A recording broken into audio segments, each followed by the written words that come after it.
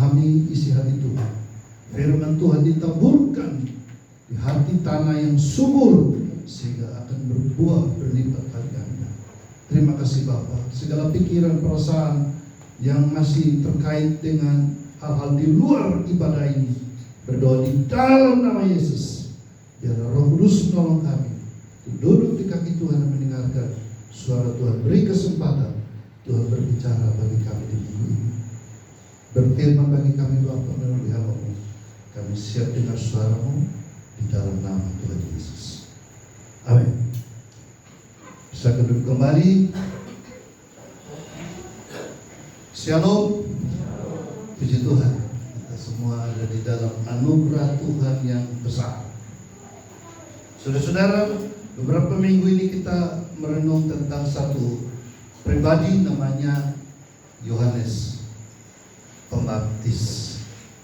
Hamba Tuhan yang unik dalam hidup dan pelayanannya. Keunikannya dari segi penampilannya, dia melayan, dan tempat pelayanannya, gaya hidupnya itu menarik.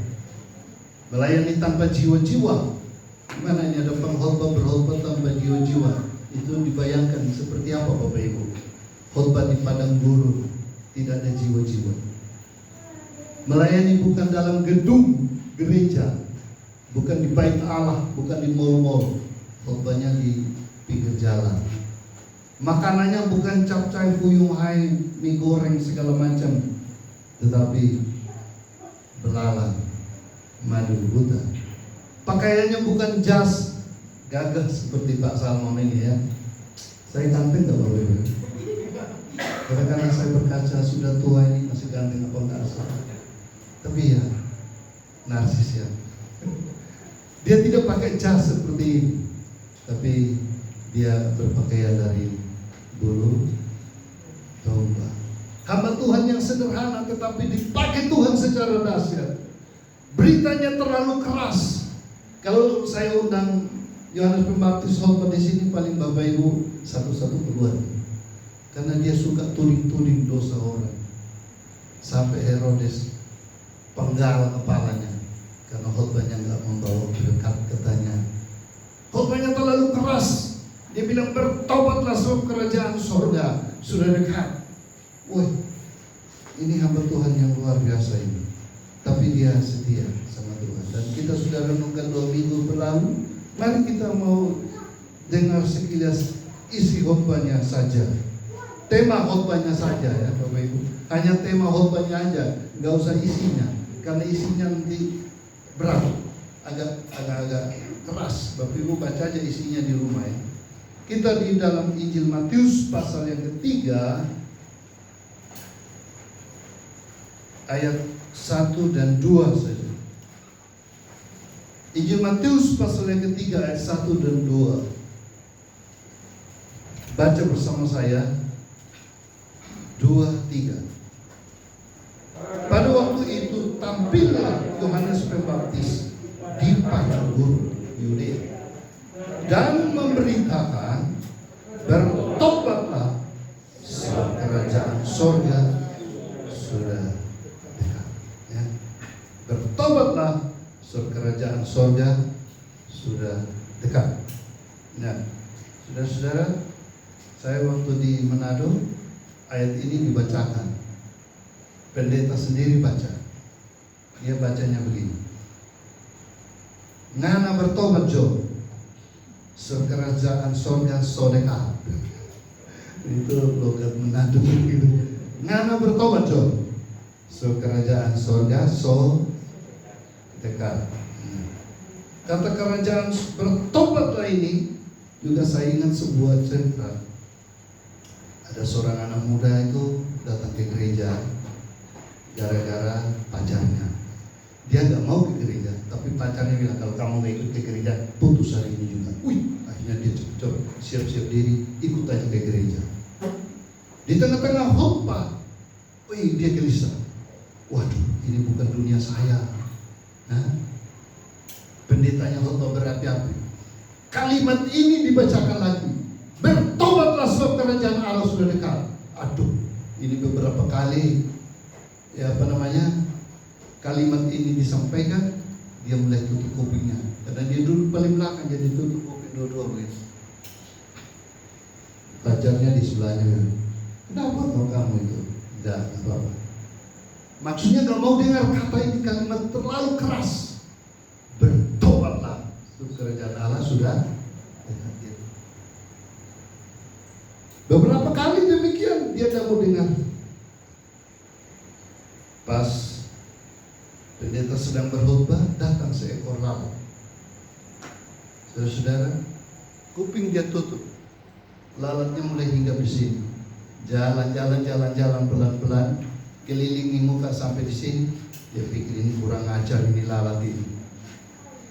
Begitu dia lepas tangan mau pukul lalatnya, kalimat itu, bertobatlah, kerajaan Allah sudah. Dengar lagi. Jadi beberapa kali kata ini, dia pulang sampai rumah dia gelisah. Kenapa seluruh khotbah itu hanya satu kata itu yang mengganggu saya ya? Kurang ajar itu nyamuk itu ya, lalat itu ya. Cerita setelah itu dia bertobat sungguh-sungguh dan akhirnya dia dibaptis dan pacarnya senang. Jadi khotbah yang keras penting juga ya, begitu. Tapi Pak Salmon jangan keras-keras. Ini jemaat sudah sedikit lari semua nanti. Begitu. Ya, saudara-saudara, jadi hari ini saya nggak mau khotbah, bertobatlah. Siap saya jamin Bapak Ibu semua sudah bertobat. Haleluya, amin. Ya, sudahlah. Nah, tapi yang kita mau bahas di sini isi tema khotbah daripada Yohanes Pembaptis, yaitu kerajaan sorga sudah dekat. Ada alasannya mengapa orang bertobat, saudara-saudara. Ya, kalau tadi sang pacar itu bertobat karena diajak ke gereja gitu. Ya, alasannya. Nah, dan dengar firman Tuhan. Dan sini Yohanes Pembaptis dia berkhotbah berapi-api dengan mengatakan bertobatlah sebab kerajaan Allah sudah dekat. Nah, apa yang dimaksudkan kerajaan Allah sudah dekat ini, Bapak? Apakah dunia mau kiamat gitu? Apakah seluruh kehidupan akan lenyap dan Allah akan datang di tengah-tengah dunia dan memulai dunia yang baru? Ya. Kerajaan Allah sudah dekat. Ternyata saudara-saudara, kalau kita baca di sini, mempelajari lebih dalam, istilah kerajaan Allah atau kerajaan sorga sama saja. Dua kata itu sama, sering digunakan. Kerajaan Allah atau kerajaan sorga. Ya karena di sorga ya ada Allah juga gitu kan. Nah, saudara-saudara, konsep kerajaan Allah ini kenapa disampaikan? Karena konsep kerajaan, istilah kerajaan itu sudah istilah familiar di pendengar zaman Yohanes Pembaptis, yaitu orang-orang Yahudi yang punya konsep kerajaan. Bangsa Israel yang hidup sejak masuk di Kanaan itu, yaitu sistem kerajaan dimulai dari kerajaan Saul dan bertahun-tahun hidup dengan sistem kerajaan. Kalau kita Indonesia sistem Republik Indonesia. Di negara lain masih sistem kerajaan. Sebenarnya di Indonesia latar belakang itu kerajaan sih. Dulu banyak raja-raja begitu. Ya, hanya ketua RT saja sudah dipanggil raja kalau zaman dahulu. Lingkupnya itu raja. Ada raja-raja kecil, raja-raja kampung, raja. Ya, di Jawa juga masih ada sistem kerajaan.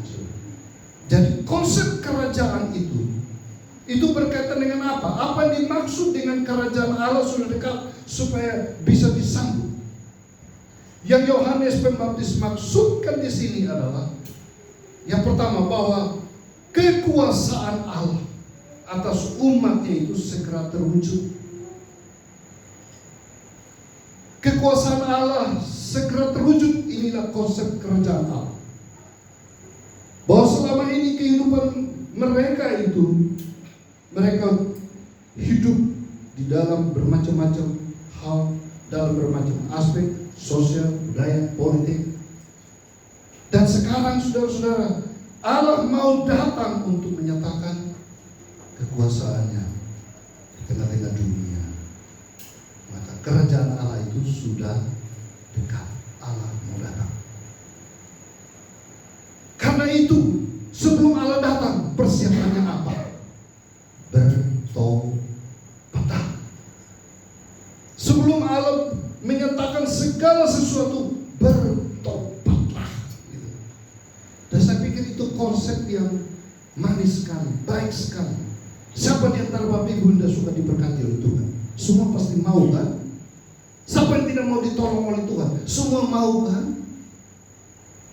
Tapi Tuhan katakan bertobatlah.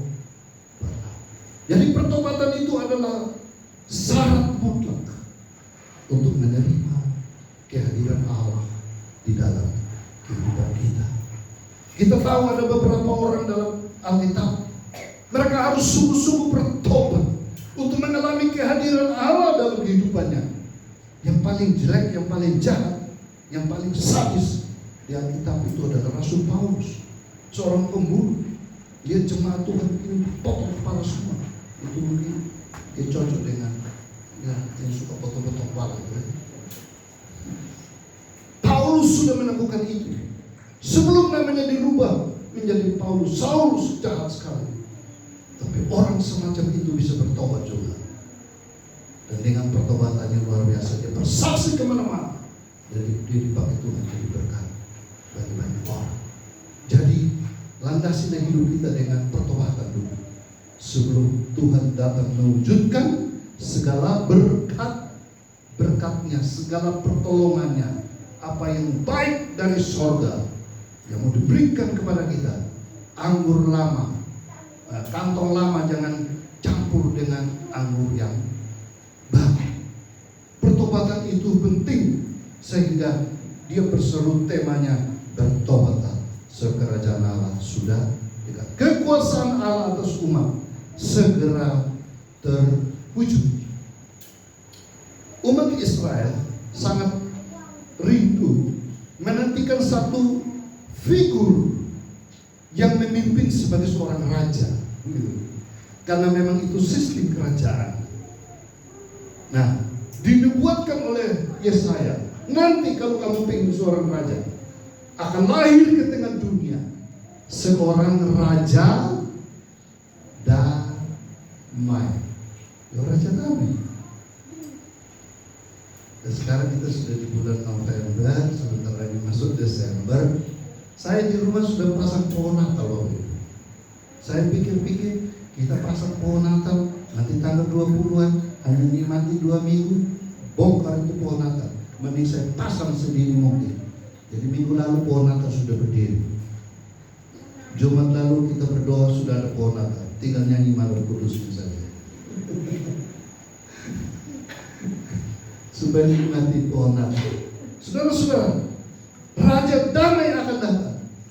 Bagaimana kita sambut dia? Bertobatlah. Amin Bapak Ibu. Bertobat itu Bapak Ibu bukan sekali aja. Menerima Yesus satu kali. Tapi bertobat dari macam-macam hal, masalah perubahan hidup ini terus menerus. Karena kita orang berdosa Bapak Ibu. Setelah bertobat bukan tidak berdosa lagi. Kita masih namanya jatuh bangun. Kita seperti anak kecil itu. Nah, sudah jalan jatuh lagi, ya bangun lagi kan. Nah, itulah bertobat maksudnya Bapak Ibu. Saat kita gagal, kita mulai lagi yang baru. Yo, amin Bapak Ibu. Tuhan tahu kok kita tuh manusia yang lemah. Kita bertobat bukan langsung dirubah jadi malaikat. Enak juga ya kalau bertobat langsung jadi malaikat. Ya udah. Tapi kalau jadi malaikat Bapak Ibu repot. Nggak boleh tinggal di dunia kan? Hah? Langsung pindah di sorga. Siapa mau langsung bertobat kayak malaikat? Hati malaikat langsung. Ya pindah. Tapi kita masih di dunia, masih banyak godaan, masih banyak cobaan, sehingga banyak di antara kita juga yang jatuh di dalam dosa dan macam-macam. Ya, bertobatlah. Karena itu Bapak Ibu, mari pertobatan itu menjadi hal yang sebuah kebiasaan dalam hidup kita. Bertobat tiap hari boleh, bertobat tiap bulan boleh, bertobat tiap tahun juga boleh.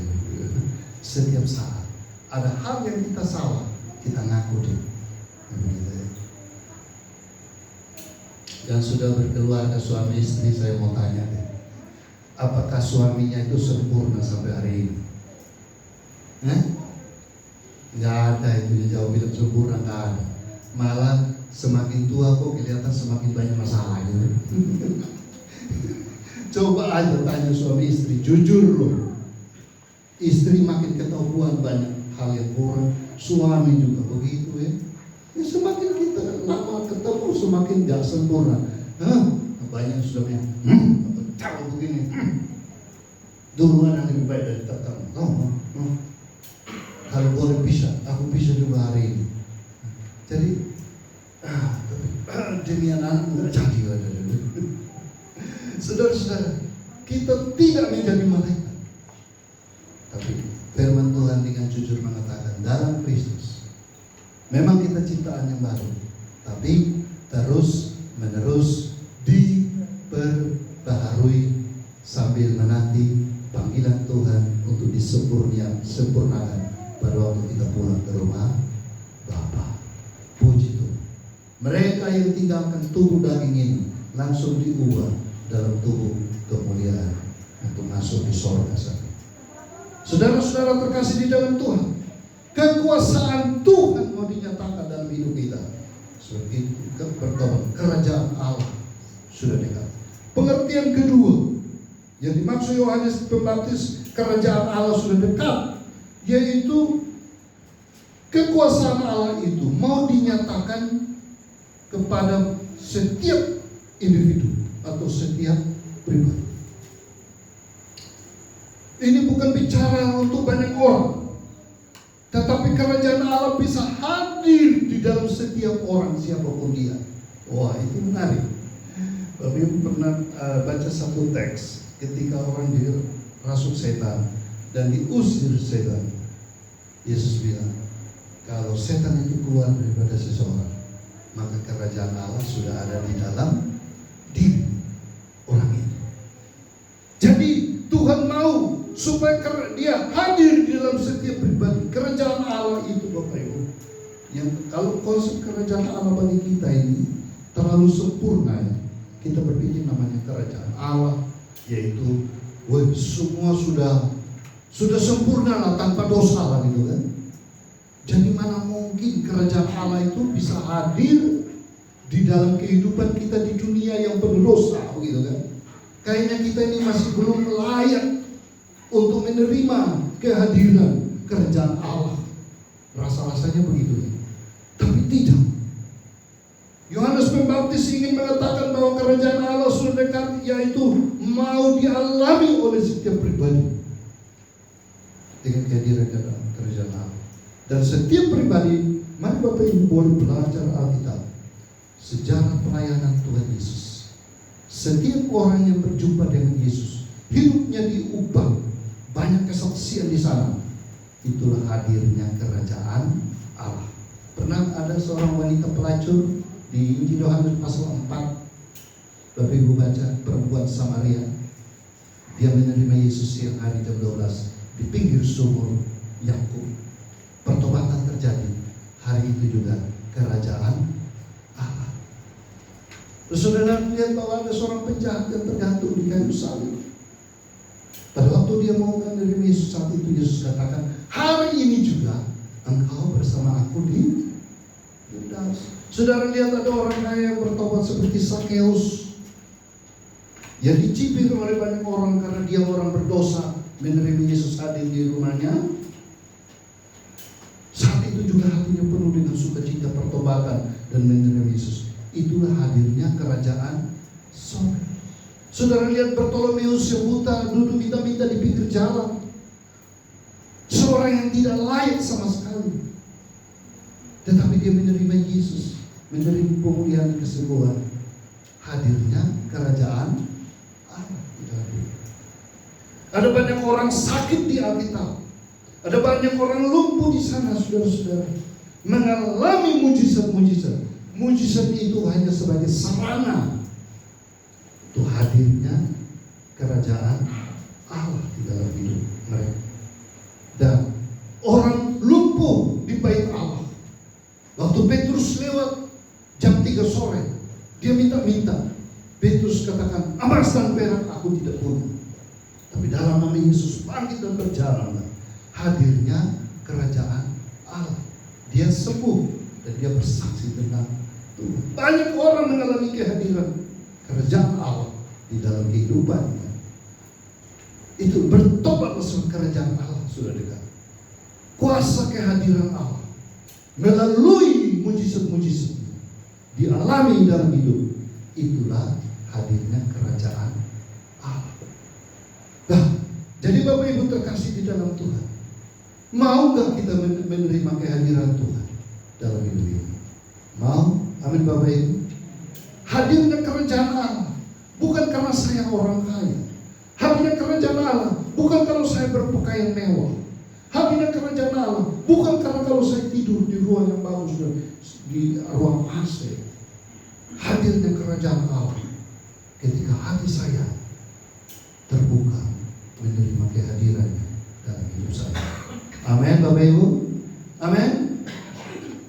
Dan hadirnya kerajaan Allah tidak memandang bulu, tidak memandang rupa, tidak memandang suku dari mana, warna kulit apa, status orang kaya atau miskin. Enggak. Hadirnya kerajaan Allah. Kita lihat dalam pelayanan Tuhan Yesus selama di dunia, dia berjumpa dengan siapa saja, dan kehadiran dia itulah yang memberikan sukacita damai di dalam kehidupan kita. Saudara, mari kita buktikan apakah kerajaan Allah sungguh hadir dalam diri Bapak Ibu Saudara dan saya. Kita buka Roma pasal yang ke-14 ayat yang ke-17. Roma pasal yang ke-14 ayat yang ke-17. Itu ciri-ciri kerajaan Allah. Apakah ada di dalam pikiran hati saya? Apakah ada di dalam rumah tangga saya? Apakah ada di dalam pelayanan saya? Apakah ada di dalam pekerjaan saya? Apakah saya mengalami kerajaan Allah atau tidak? Mari kita buktikan ciri-cirinya. Roma pasal 14 ayat 17. 1, 2, 3. Sebab kerajaan Allah bukan soal makan dan minum, tetapi soal kebenaran, damai sejahtera, dan sukacita oleh Roh Kudus. Itulah tanda-tanda hadirnya kerajaan Allah di dalam diri kita. Jadi kalau ada orang yang hidup di dalam kebenaran firman Tuhan, kebenaran firman Tuhan itu memberikan kekuatan bagi kita, memberikan penghiburan bagi kita. Kebenaran itu menerangi jalan-jalan hidup kita. Firman adalah kebenaran. Itulah hadirnya kerajaan Allah. Ketika Bapak Ibu membaca firman Tuhan atau dapat WhatsApp ayat firman Tuhan, ayo Bapak Ibu rajin aktif di grup itu, kirimlah ayat-ayat yang diberkati oleh Tuhan itu. Dan ayat-ayat itu menguatkan kita sesuai dengan masalah yang sedang kita hadapi. Berarti hadirnya kerajaan Allah karena ada kebenaran. Yang kedua, damai sejahtera. Kalau ada di dalam kehidupan kita damai sejahtera, hubungan suami istri damai sejahtera, pikiran dan hati kita dipenuhi damai sejahtera, berarti hadirnya kerajaan Allah. Tapi Bapak Ibu lihat sekarang di dunia ini, ada banyak orang berkelimpahan, kemewahan, segala macam, harta kaya, hidup gak ada damai sejahtera, gak ada ketenangan dalam hidup mereka, gak ada damai saudara-saudara. Sebab ada nyanyian yang dikarang itu mengatakan begini: kalau ku cari damai, hanya ku dapat dalam Yesus. Kalau ku cari ketenangan, hanya ku temui di dalam Yesus. Tak satu pun dapat menghibur, tak seorang pun dapat menolong. Hanya Yesus memberi damai sejahtera dalam hidup kita. Amin Bapak Ibu. Itu menjadi pengalaman hidup kita. Itu menjadi kekuatan bagi jiwa kita. Saya tahu ada anak-anak Tuhan kadang ada dalam pergumulan ekonomi yang berat. Sampai nggak punya uang, saudara-saudara. Mau makan pun susah. Tapi ketika mereka berdoa, ada kekuatan dalam diri mereka dan ada damai sejahtera. Amin. Damai sejahtera bukan diukur dari saat kita makan. Oh, ada banyak makan melimpah di sana. Tidak, bukan. Ada kebenaran, ada damai sejahtera. Dan 3, dan sukacita surgawi. Amin. Ada sukacita oleh Roh Kudus. Ada sukacita dalam hidup kita. Sukacita itu membakar jiwa kita, ya saudara. Jadi hati yang gembira itu adalah obat, tapi semangat yang patah keringkan Tuhan. Ada sukacita dalam hidup kita. Wajah kita enggak marah-marah saja gitu, enggak cemberut terus-menerus. Ada sukacita terekspresi dari hati kita. Ketemu setiap orang senyum. Tapi karena semua pakai masker kita nggak tahu. Saudara lagi marah, nggak tahu juga wajahnya. Lagi senyum, nggak tahu juga wajahnya. Ya, jadi dari jauh-jauh buka masker dulu lah supaya bisa tenang. Saudara-saudara terkasih dalam Tuhan, apakah kerajaan Allah dirasakan, dialami dalam hidup kita dari hari ke hari? Amin. Amin. Kalau tidak ada, Yohanes Pembaptis katakan bertobatlah. Kerajaan Allah dekat kok, nggak jauh-jauh, datang menyapa manusia. Damai sejahtera. Atau bahasa model keren yang kita tuh shalom. Jadi setiap kita shalom, shalom. Waduh, shalom itu mantap itu. Artinya ada damai sejahtera luar lahir batin dalam kehidupan kita. Saudara terkasih dalam Tuhan, inilah yang dihotbahkan oleh Yohanes Pembaptis. Bertobatlah, sebab kerajaan Allah sudah dekat. Yaitu kehadiran kekuasaan Allah itu segera terwujud. Kehadiran kekuasaan Allah akan dinyatakan kepada setiap pribadi. Kehadiran kekuasaan Allah itu tidak terbatas, bisa menguasai kita seluruh aspek kehidupan kita. Kalau itu yang menjadi landasan hidup kita, dimanapun kita berada, kita melayani karena kerajaan Allah sudah dekat dan bersama dengan kita. Amin. Saudara mau melayani, mau beribadah di jemaat 1000 orang silakan, ratusan orang silakan. Tapi Yesus katakan, di mana 1-2 orang pun mereka bersekutu, aku ada di tengah-tengah mereka, dan situlah hadirnya kerajaan Allah. Amin Bapak Ibu. Penting sekali. Karena itu mari kita bersyukur bahwa kita masih punya kesempatan dalam hidup ini menghadirkan kerajaan Allah. Dan Tuhan Yesus mengajarkan, awalilah doa-doa kita itu sebelum ucap minta apa saja. Doa Bapa kami diawali dengan apa kalimatnya? Bapa kami di surga, dikuduskanlah nama-Mu, datanglah kerajaan-Mu. Menghadirkan kerajaan Allah dalam kehidupan nyata kita. Kalau kerajaan Allah itu sudah ada di dalam diri setiap individu, maka pribadi itu kemanapun dia pergi, dia akan memancarkan anak hidup sebagai anak-anak kerajaan Allah, anak-anak terang. Kita pembawa damai, kita pembawa sukacita, kita pembawa kebenaran, karena kerajaan Allah ada di dalam hidup kita. Biarlah minggu ini Bapak Ibu ulang dengan sukacita, amin. Ada damai sejahtera yang surgawi punya Bapak Ibu, yang jasmani punya. Nah Tuhan bilang apa? Ayo di akhir doa Bapa kami, Tuhan mengajarkan Matius 6 ayat 33 itu, carilah dahulu kerajaan Allah, maka nanti semua kebutuhanmu itu Tuhan tahu dan Dia akan berkati.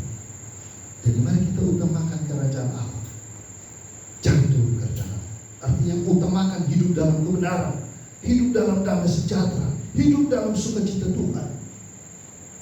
Tenangkanlah jiwa kita, dan nanti Tuhan akan berkati kehidupan kita. Mau Bapak Ibu rindu hal itu terjadi? Yuk dekat sama Tuhan. Yuk bertobatlah.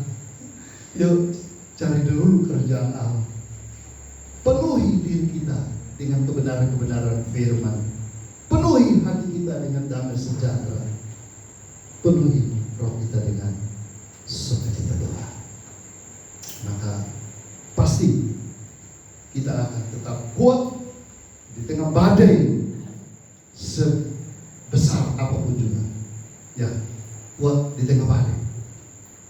Saya sedang edit satu buku, judulnya Berjuang Melawan Badai.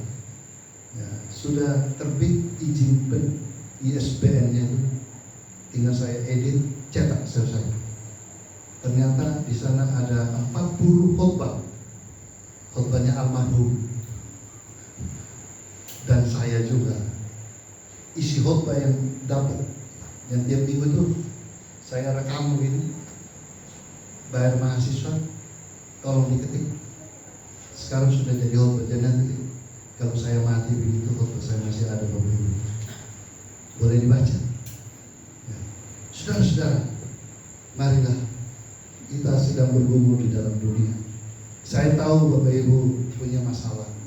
Saya tahu Bapak Ibu punya pergumulan hari demi hari. Mungkin tidak merasa kok tidak habis-habisnya beban hidup ini. Merasa kok doa juga belum dijawab sampai pada hari ini. Merasa kok berdoa sampai hari ini keadaan saya begini-begini. Saudara-saudara, tidak usah khawatir. Ada waktunya Tuhan akan menjawab. Amen. Mungkin kita perlu introspeksi diri juga. Kenapa Tuhan belum jawab doa kita? Mungkin karena kita belum utamakan kerajaan Allah, yaitu hidup di dalam kebenaran, yaitu mempertahankan damai sejahtera dalam hidup ini. Dan sukacita belum ada di dalam hati kita. Kita masih penuh dengan bersungutan, ngomel setiap saat, kurang mengucap syukur. Biarlah kerajaan Allah itu hadir memenuhi hidup kita. Kalau itu tercipta juga di dalam keluarga, maka sungguh bahagia keluarga itu. Tapi kalau tidak, saya jamin keluarga itu berantakan, saudara-saudara. Yang satu begini, yang satu begitu. Mari kita bangun rumah tangga kita, keluarga kita bersama dengan Tuhan, hidup dalam kerajaan Allah. Mari kita memulai hidup kita setiap saat bersama dengan Tuhan. Kita bersama Dia merasa damai. Amin Bapak Ibu. Mari kita bawa segala beban. Kita katakan bersama Dia hatiku damai, walau dalam lembah kegelapan. Apapun masalah yang kita hadapi,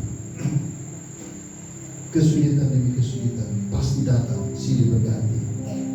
Tapi kerajaan Allah tidak boleh berlalu, harus tetap dipertahankan. Petrus mengatakan emas dan perak memang aku gak punya, tetapi kerajaan Allah, kehadiran Yesus ada. Itulah yang ditawarkan kepada orang lain.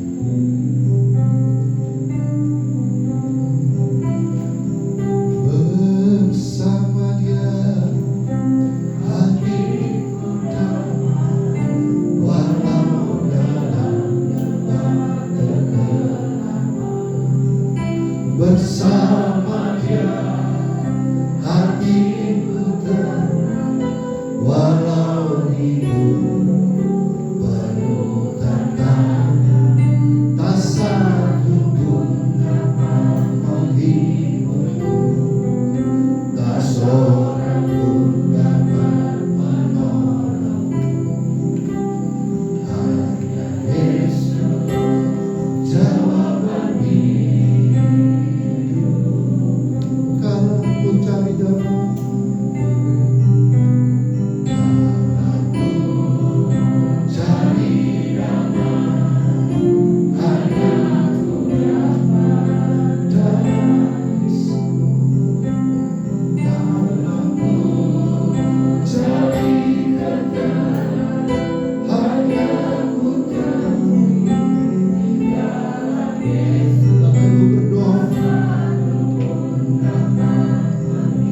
datang hari ini kepada Tuhan. Tuhan mau menjamah Bapak Ibu. Bapak Ibu sudah datang ke rumah Tuhan, ingin berjumpa dengan Dia.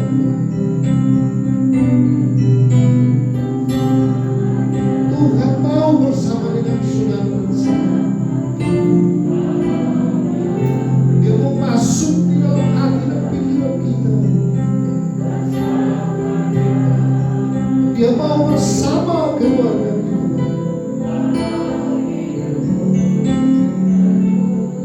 Ada banyak tantangan, ada banyak masalah yang tidak terpecahkan.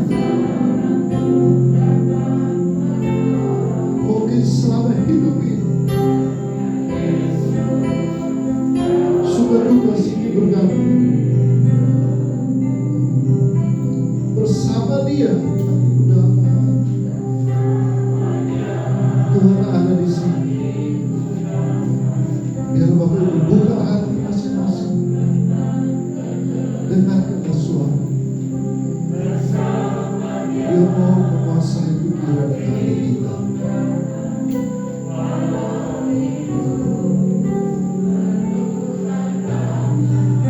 Tak satu pun dapat berhibur, tak seorang pun dapat menolong. Hanya Yesus jawaban hidup. Mari nyanyikan tanpa kata-kata bersama buka hati kepada Tuhan.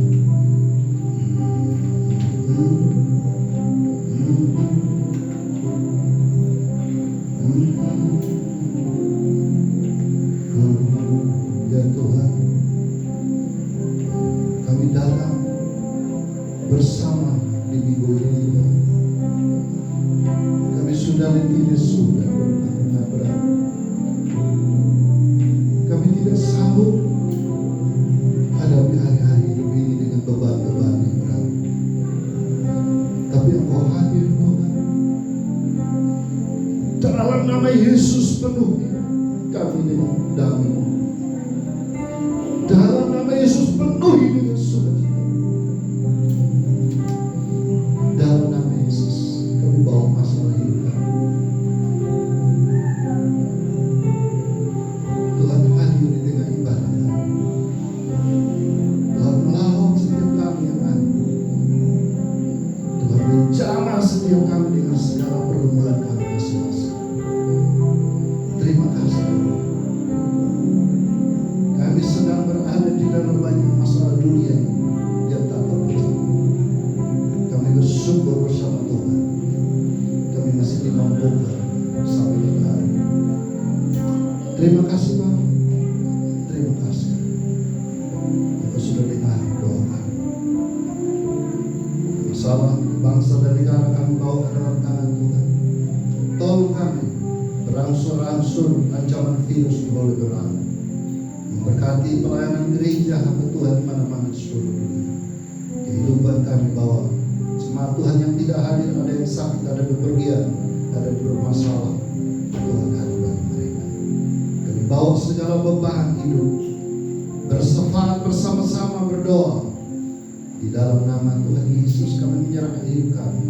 Persembahan yang akan kami berikan hari ini juga diberkati oleh Tuhan. Persiapan kami perayaan Natal, izinkanlah bahwa di Desember kami bisa merayakan Natal walau dalam kesederhanaan. Panitia Tuhan berkati dalam persiapan. Inilah syafaat kami Bapak. Kami naikkan di dalam nama Tuhan Yesus yang mengajarkan kami berdoa. Bapa di surga,